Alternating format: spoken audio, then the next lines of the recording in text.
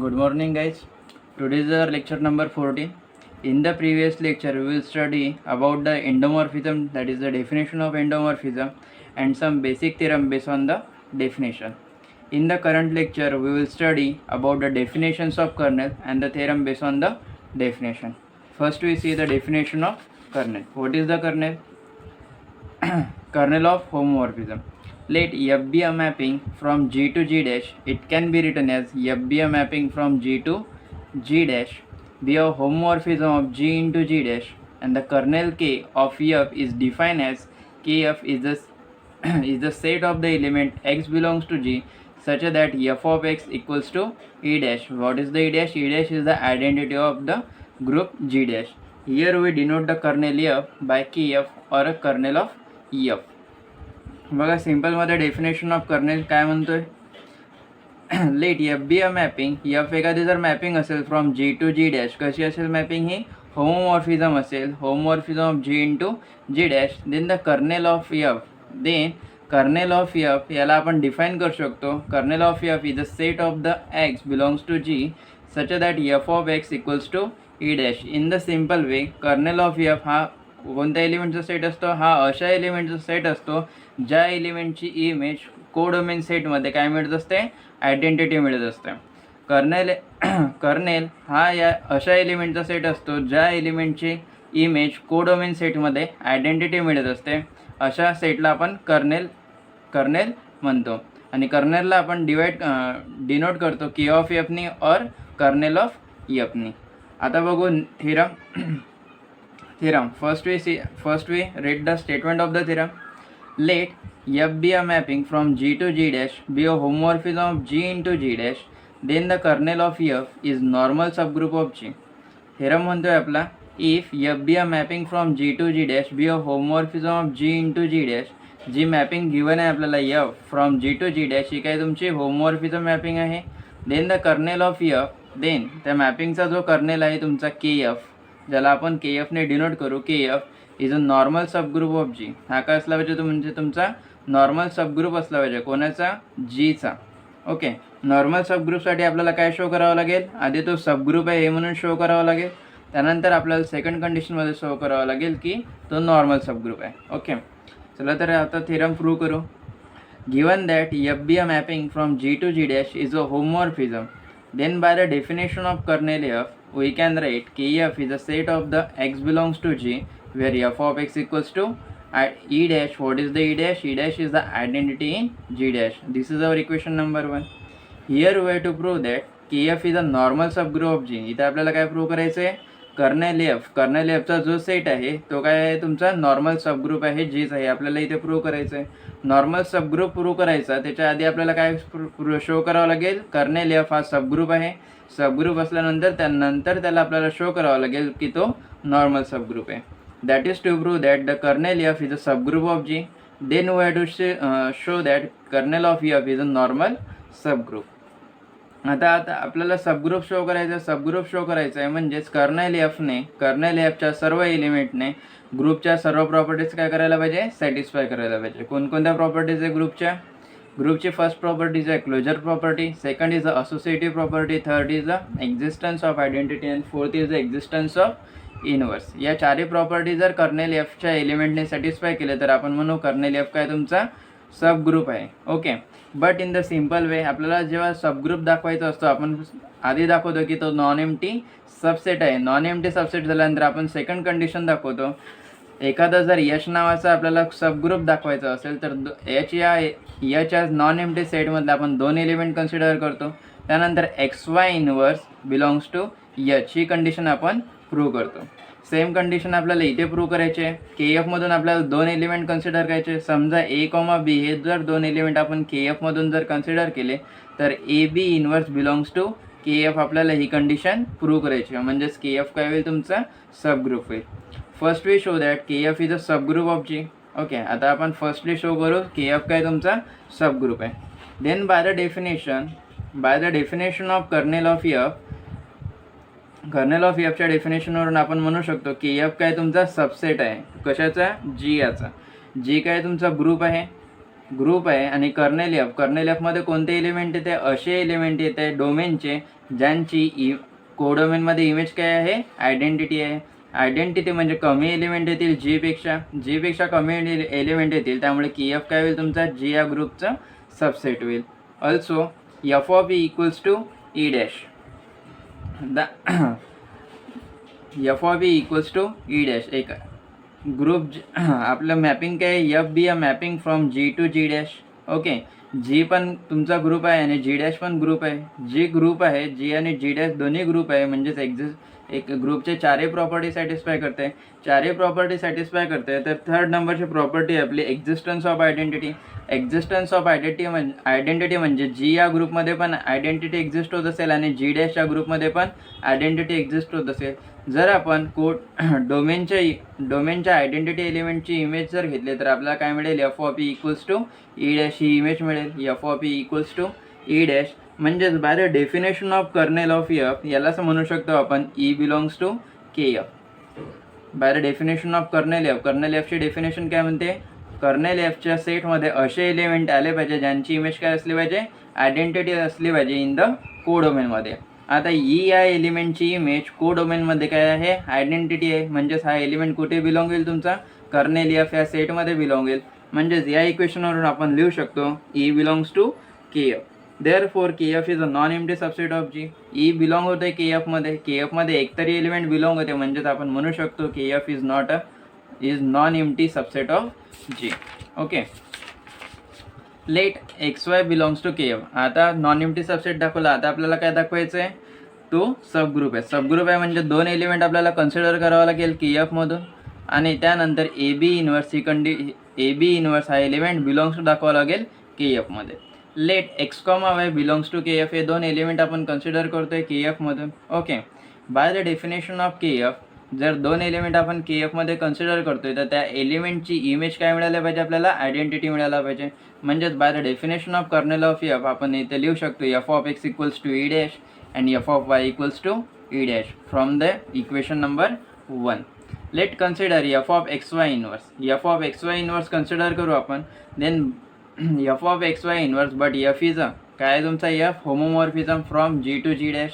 F हा homomorphism आहे, म्हणजे त्याला आपण सेपरेट करून लिहू शकतो. Therefore f of x Y inverse can be written as f of x into f of y inverse.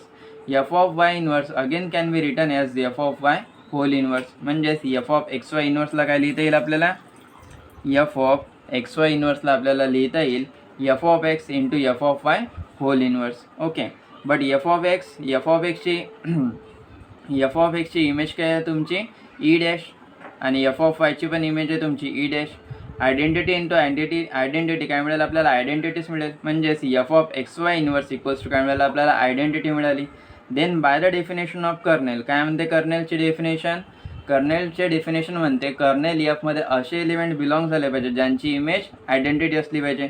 इथे बघा एक्स वाय इन्व्हर्स या एलिमेंटची इमेज आयडेंटिटी आहे. म्हणजेच एक्स वाय इन्व्हर्स कुठे बिलॉंग होईल तुमचा, बिलॉंग होईल तुमचा के एफमध्ये. ओके, के कॉमा वाय हे दोन एलिमेंट आपण कन्सिडर केले होते. के एफमधून कन्सिडर केले होते आणि आपण दाखवलेलं आहे की X Y inverse belongs to K F. आणि ही कशाची कंडिशन आहे तुमची, ही कंडिशन आहे तुमची सबग्रुपची. म्हणजेच आपण म्हणू शकतो हे hence k F is a subgroup of g. यावरून आपण काय म्हणू शकतो, k F is a subgroup of g. K f हा सबग्रुप झाला तुमचा. आता दाखवावं लागेल आपल्याला के एफ काय तुमचा नॉर्मल सबग्रुप आहे. नॉर्मल सबग्रुपसाठी 5 डेफिनेशन होते, त्यामधली एक कोणतीही डेफिनेशन तुम्हाला शो करायची आहे. ओके, यामधले आपण शो करू g inverse belongs to h. ही डेफिनेशन होते आपली where g belongs to capital g and h belongs to capital h. ही डेफिनेशन होती आपली कशाची, नॉर्मल सबग्रुप फॉर एचसाठी. पण आता इथं काय दाखवायचं आपल्याला, के एफ नॉर्मल सबग्रुप दाखवायचं आहे. म्हणजेच आपल्याला दाखवावं लागेल g inverse belongs to K f where x belongs to K f and g belongs to g. ही कंडिशन आपल्याला इथे शो करावं लागेल फॉर के एफसाठी. देअरफॉर लेट कन्सिडर आपल्याला नॉर्मल सबग्रुप दाखवायचं आहे. Let x belongs to k एफमधून एक एलिमेंट कन्सिडर करू आपण. के एफमधून जर एलिमेंट कन्सिडर केला तर त्या एलिमेंटची इमेज काय राहील तुमची, आयडेंटिटी राहील bye the definition of kernel. Therefore, if x belongs to Kf, it implies f of x equals to identity and g belongs to always a g. Let's consider f of gx g inverse. f of gx g inverse he term जर आपण consider केली, but f is अ होमोमॉर्फिझम आहे. f be a mapping from g to g dash and it is a homomorphism from g to g dash. f be a homomorphism आहे, तर त्यामुळे आपण काय करू शकतो, सेपरेट करू शकतो. तर f of gx g inverse can be written as f of g into f of x into f of g inverse. Okay, f of g as it is, but f of x ची image आहे आपली e dash, म्हणजे f of x ला आपण replace करू शकतो e dash ने. f of g inverse लाच काय लिहू शकतो आपण, f of g whole inverse. आयडेंटिटीने कोणत्या पण एलिमेंटला मल्टिप्लाय केलं तर काय येईल, तोच एलिमेंट येईल पुन्हा. म्हणजेच इथे मिळेल आपल्याला नेक्स्ट स्टेपमध्ये f of gx g inverse is can be written as f of g into f of g whole inverse. इथे बघा f of g आहे आणि त्याचं इन्व्हर्स इथे दिलेलं तुम्हाला f of g इन्व्हर्स. एखादा जर एलिमेंट असेल आणि त्याच एलिमेंटच्या इन्व्हर्सने जर आपण त्या एलिमेंटला मल्टिप्लाय करत असेल तर काय मिळेल आपल्याला, आयडेंटिटी मिळेल. म्हणजेच या दोघांचं जर मल्टिप्लिकेशन केलं आपण तर आपल्याला मिळेल आयडेंटिटी ई डॅश. म्हणजेच f of gx g inverse काय मिळालं आपल्याला, आयडेंटिटी मिळाला. म्हणजेच gx g इन्व्हर्स या एलिमेंटची इमेज काय मिळाली आपल्याला, आयडेंटिटी मिळाली. Then by the definition of kernel kf, by the definition of kernel kf काय सांगते, gx g इन्व्हर्स कुठे बिलॉंग होईल, मग kf मध्ये बिलॉंग होईल. नेक्स्ट स्टेपमध्ये मिळेल therefore gx g inverse belongs to kf. This is from the definition of kernel, that is by equation number 1. म्हणजे gx g inverse belongs to kf where x belongs to kf. इथे घेतलं आपण x belongs to kf and g belongs to g. And which is the required condition, कशाची condition आहे ही तुमची, normal सबग्रुपची. Which is the required condition of normal subgroup. Therefore we can say that hence kf is a normal subgroup of g. म्हणजेच आपण काय म्हणू शकतो, कशाची कंडिशन होती ती आपण प्रूव्ह केलेली आहे, ती कंडिशन होती तुमची नॉर्मल सबग्रुपची. म्हणजेच आपण म्हणू शकतो hence kf is a normal subgroup of g, hence prove. Okay, theorem समजला असेल तुम्हाला सर्वांना. नेक्स्ट थेरम आहे आपला, स्टेटमेंटवर रेट करतोय थेरमचा. ओके, स्टेटमेंट आहे तुमचं, late f be a mapping from g to g dash be a given mapping, then the necessary and sufficient condition for the homomorphism f with a kernel k to be a isomorphism is that k is a singleton set of e. that is आपण याला असं पण rate करू शकतो, k is equals to the identity element e. k equals to the identity element e. हाच question तुम्हाला वेगळ्या पद्धतीने पण विचारू शकतात. Let f be a mapping from g to g dash be a homomorphism of a group g into a group g dash, then prove that f is 1 1 if and only if kernel f equals to identity element e where e is an identity in g. काय म्हणतोय आपला question, काय म्हणतोय आपला theorem बघा, f be a mapping from g to g dash be a homomorphism of group g into group g dash. म्हणजेच जी mapping दिलेली आहे ती मॅपिंग कशी आहे तुमची, होमोमॉर्फिझम मॅपिंग आहे. देन प्रूव्ह दॅट, प्रूव्ह करा म्हणते f is a 1 1 if and only if kernel f equals to e. जर f हा 1 1 असेल, f हा 1 1 असेल म्हणजे काय असेल, डोमेनच्या प्रत्येक एलिमेंटला कोडोमेनमध्ये जर इमेज मिळत असेल, म्हणजेच f काय असेल तुमचा 1 1 असेल, तर kernel f equals to e मिळाला पाहिजे. और कर्नेल f इक्वल्स टू जर e असेल देन f ही मॅपिंग 1 1 असायलाच पाहिजे. ओके, चला तर थेरम प्रूव्ह करू आपण. Given that f be a mapping from g to g dash is a homomorphism. Given घेतोय आपण, given that f be a mapping from g to g dash is an homomorphism. Given दिलेलं आहे आपला.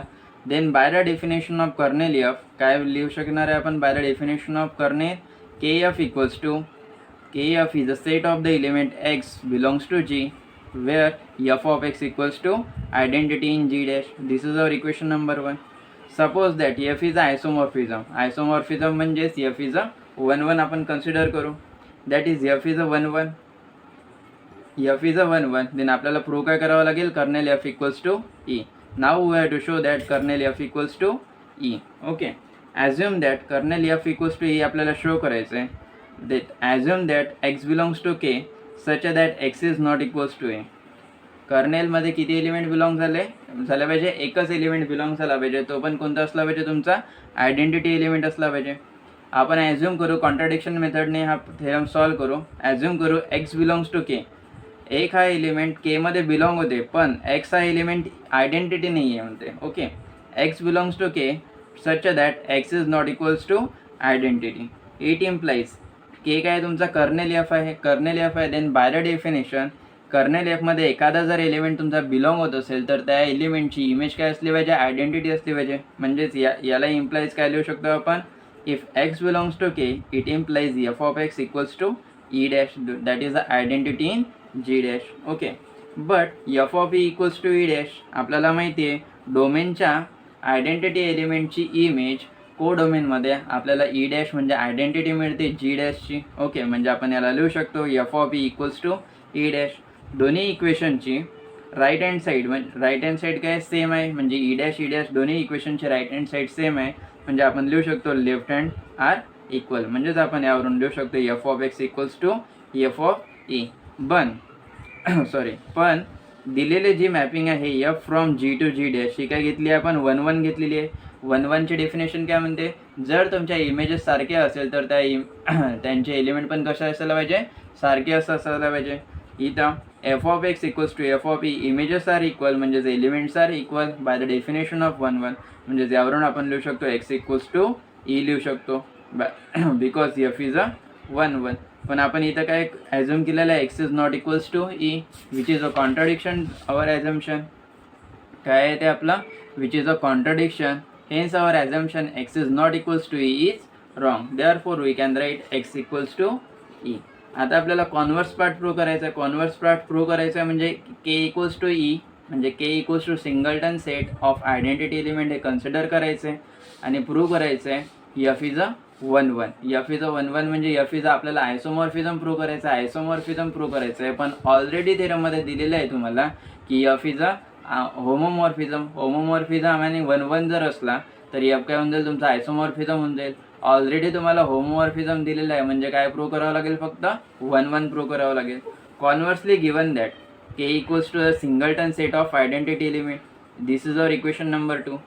Here way to prove that f is isomorphism. काय prove करायचं आपल्याला इथे, F हा तुमचा आयसोमॉर्फिझम आहे म्हणून प्रूव्ह करायचं आहे. आयसोमॉर्फिझम प्रूव्ह करायचं असतं म्हणजे होमोमॉर्फिझम प्रूव्ह करायचं असतं आणि 1 1 प्रूव्ह करायचं असतं.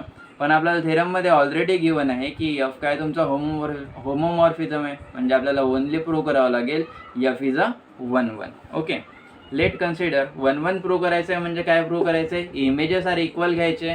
इमेजेस इक्वल घेऊन त्यांचे एलिमेंट्स हे इक्वल दाखवायचे. Let consider the images are equal, that is the f of x equals to f of y.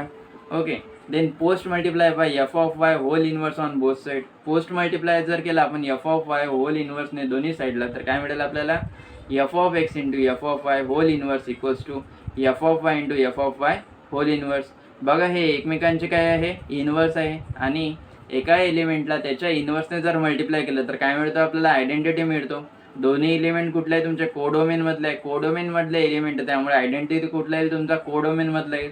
Codomain मधला आयडेंटिटी आहे तुमचा ई डॅश. म्हणजे या दोन एलिमेंटचं मल्टिप्लिकेशन काय मिळेल तुम्हाला, ई डॅश मिळेल. म्हणजे नेक्स्ट स्टेपमध्ये काय मिळेल आपल्याला, f of x into f of y whole inverse equals to E dash.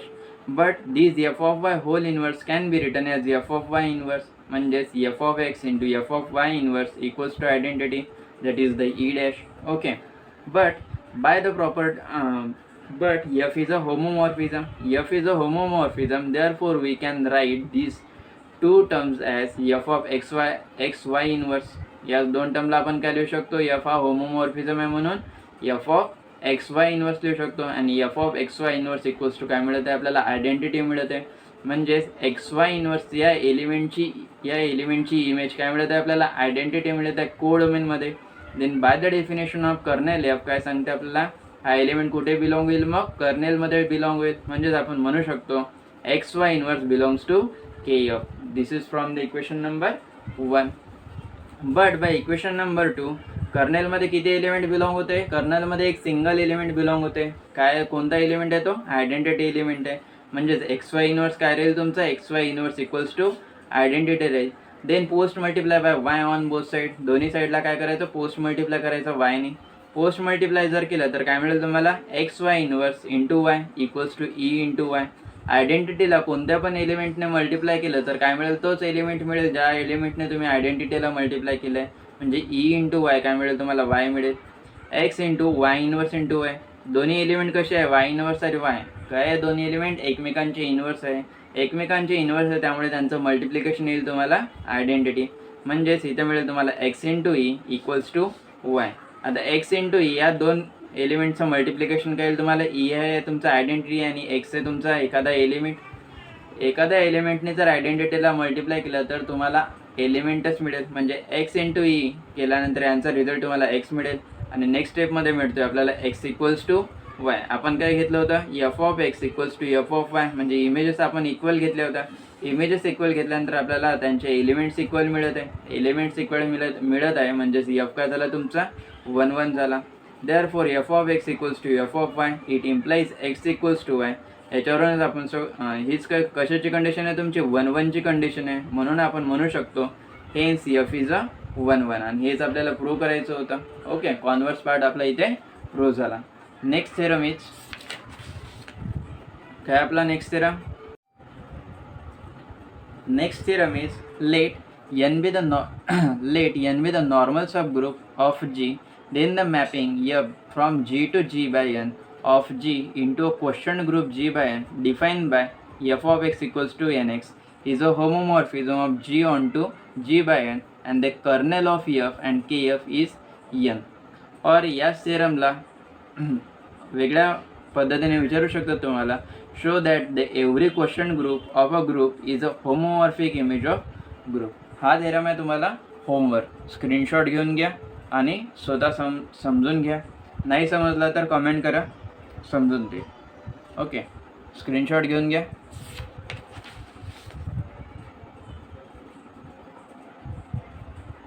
This is our last theorem of this lecture. Okay, thank you.